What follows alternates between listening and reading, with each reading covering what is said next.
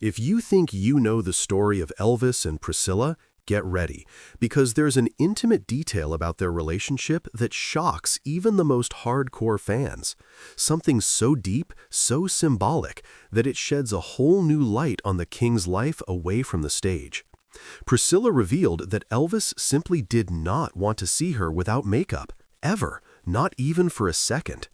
And today, we're going to break down what really existed behind this rule. The glamour, the pressure, the behind-the-scenes reality, and the emotional cost paid by both of them. Take a deep breath, because this story reveals an Elvis many people have never seen. By the way, before we go any further, what do you think of this revelation? Do you believe it shows vanity, insecurity, or something else entirely? Let me know in the comments. I really want to hear your perspective as a fan. When Elvis Presley met Priscilla Beaulieu, it wasn't just the beginning of a romance. It was the meeting of a young girl still discovering who she was and the biggest music star in the world, living at the peak of a cultural phenomenon he himself helped create. To understand why the dynamic between them unfolded the way it did, we need to understand the universe surrounding Elvis at that moment. A universe glamorous, bright, but also suffocating and full of unrealistic expectations. Elvis was in Germany in 1959, serving in the military, but even there, far from the stage, he never stopped being Elvis Presley. He was followed by photographers, reporters, curious soldiers, fans doing anything they could to catch a glimpse of him, people lining up outside his quarters. It was as if his fame had become a massive magnetic field that couldn't be turned off. Even wearing a uniform, he carried the weight of being the most talked about, desired, and watched man in America.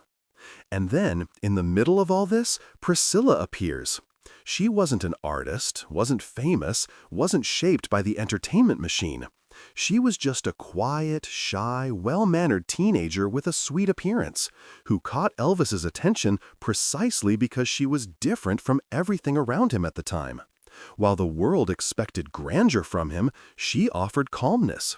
While the press wanted spectacle, she appeared as a silent refuge.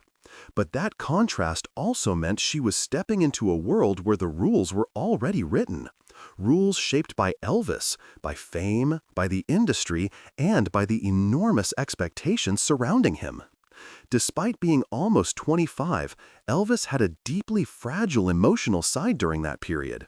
He had lost his mother shortly before going to Germany, and that loss affected him profoundly. Friends and biographers say he felt a difficult-to-fill emptiness and sought emotional security in people who conveyed gentleness, softness, and even innocence. Priscilla fit that profile perfectly, but it also meant she was entering a very complex emotional role. Without realizing it, she became a source of comfort for a man carrying enormous pressures and unresolved wounds. And here comes a crucial point. Elvis was always extremely concerned about aesthetics, not just his own, which he maintained almost obsessively, but also the aesthetics around him. Perfect outfits, perfectly styled hair, color combinations, lighting, all of it was part of his identity. He grew up consuming classic Hollywood films, where actresses were never seen without makeup, where everything was polished, perfect, almost unreal. Elvis internalized that cinematic vision of life, and with it, he developed an ideal of femininity completely shaped by artificial glamour. When Priscilla entered his life, she quickly came to be seen not just as a companion, but as part of this Elvis universe. And in that universe, everything needed to have an aura of perfection. She later said she began adopting clothes and hairstyles that pleased Elvis. Inside, she wanted to meet his expectations. On the outside, Elvis encouraged this style. It was a mix of her wanting to please him and his aesthetic fantasy, a fantasy fueled by films, magazine covers, Hollywood icons, and the pressure of being the king of rock. Another important factor is that Elvis lived an extremely isolated life. Even surrounded by people, he experienced a peculiar kind of loneliness, a result of fame, intense routines, the control his entourage exercised, and difficulty knowing who to trust. Graceland, despite its grandeur, was practically its own universe. He decided the hour to wake up, the hour to talk, to eat, to sleep. Priscilla, so young, was inserted into this parallel world where Elvis dictated the rhythms, the conversations, the interests, and inevitably, the appearance. This explains a lot about how their dynamic began.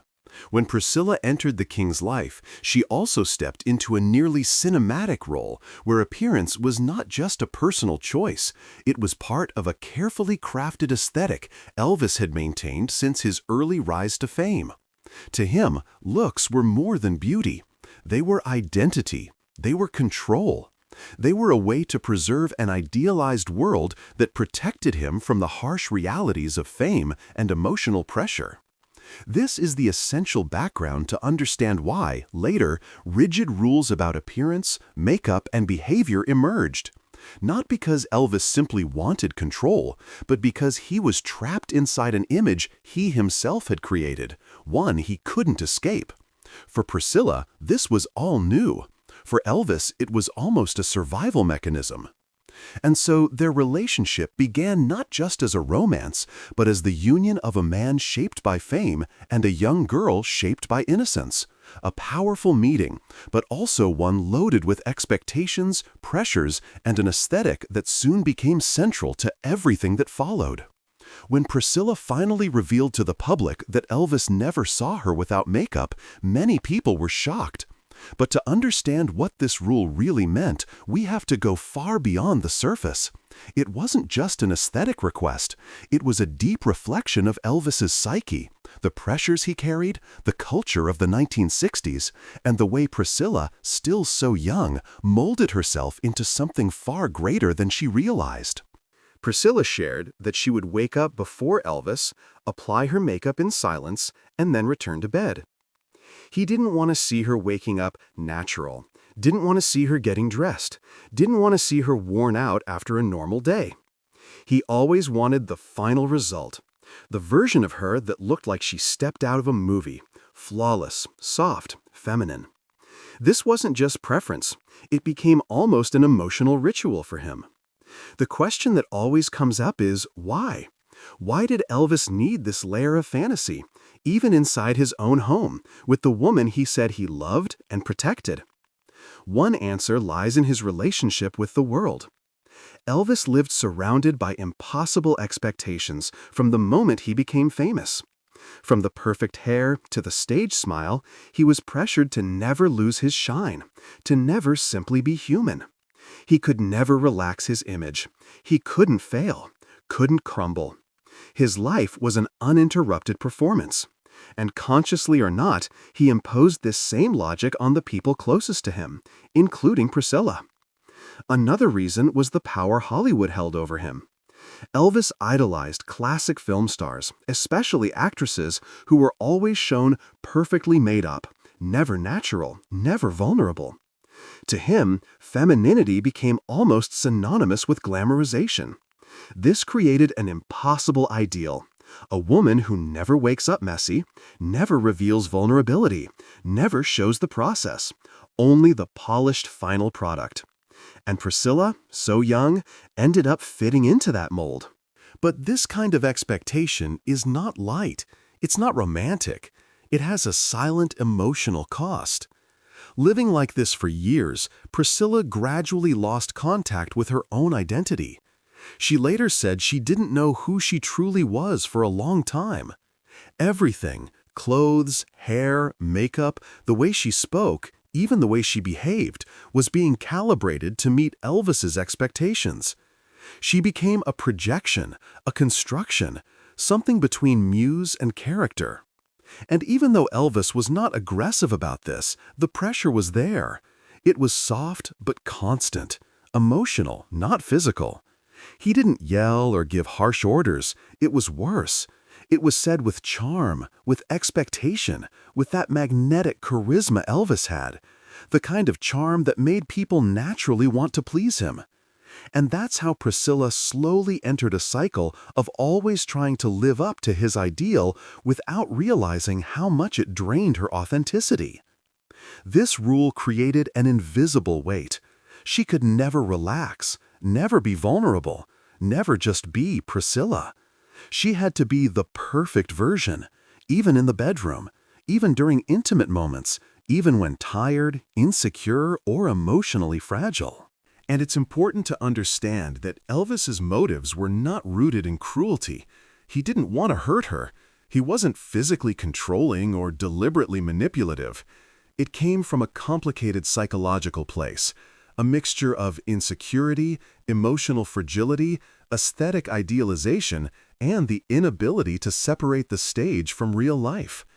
Elvis lived in a world where fantasy felt safer than reality, where shine protected him from shadows, where controlled appearance became almost an emotional armor. And just as he used that armor for himself, he wanted everything around him to fit into that same pattern. For Priscilla, this meant living a youth inside a fantasy that wasn't hers. She became the perfect face beside the king, but lost space to discover herself as a woman. Every relationship built on idealizations creates emotional cracks, and those cracks grew larger over the years. For her, makeup stopped being a cosmetic and became conditioning. It wasn't about appearance, it was about permission, being seen, existing in a way that was validated. That's why the simple fact that Elvis didn't want to see her without makeup carries such deep weight. It's not a superficial rule. It's a key that opens the door to understanding the emotional dynamic between them, a man trying to maintain a fantasy to escape his own reality, and a young girl trying to live up to an ideal that was never hers. When we hear that Elvis never wanted to see Priscilla without makeup, many people immediately think of vanity or superficial control. But when analyzed deeply, this story opens an impressive window into Elvis Presley's emotional universe. It reveals a human side, vulnerable, contradictory, that doesn't appear on stage or in carefully rehearsed interviews. The truth is that Elvis spent his life torn between two versions of himself, the myth and the man, and almost always the myth won. From the beginning of his career, he was pushed into a near superhuman role. The boy who revolutionized music, shook culture, divided generations, became a national obsession. It gave him enormous shine, but also a weight few people could carry for long without internal consequences. The pressure to be Elvis Presley was immense. He was watched, judged, praised, criticized, idolized. Everything about him was scrutinized: hair, clothes, smile, body, posture. He lived as a character, even when he just wanted to be Elvis Aaron, the shy kid from Memphis. This constant need to perform created a kind of emotional distance from reality, a retreat into a world where he controlled everything, because the outside world was too big, too aggressive, too demanding. That's why everything around him had to be perfect, not morally perfect, visually perfect, aesthetically perfect. He wanted life to be like a movie, because in a movie, he knew the ending, the lines, the role. In real life, he never fully knew where he fit. And it's exactly at this intersection between spectacle and fragility that we understand the impact of the makeup rule.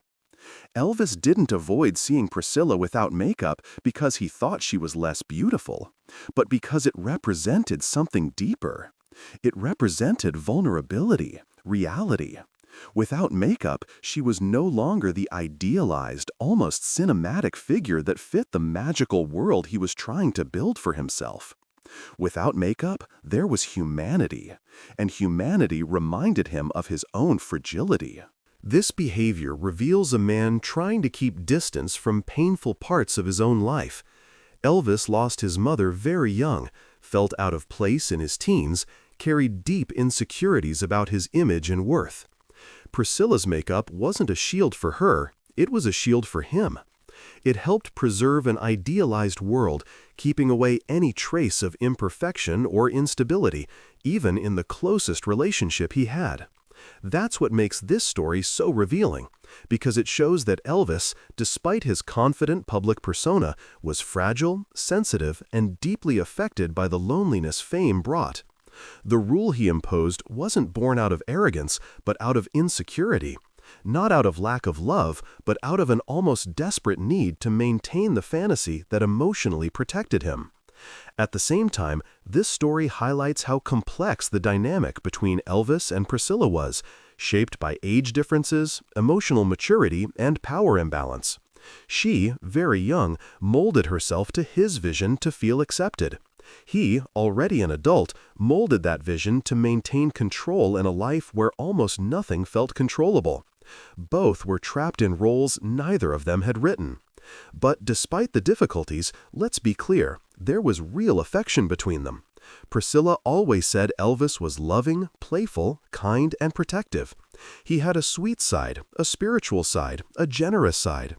This coexisted with his demanding, idealizing, and vulnerable side. Elvis was a man of extremes, and that's exactly what makes him so fascinating even today. What this story reveals about Elvis is that he wasn't just a brilliant star, and he wasn't just a flawed man. He was both. A human being with extraordinary gifts, but just as many insecurities and emotional scars. An artist who created an aesthetic universe so strong he ended up living inside it. A man who needed the spectacle not only for the audience, but for himself. Understanding this doesn't diminish the king. It brings him closer. It humanizes him.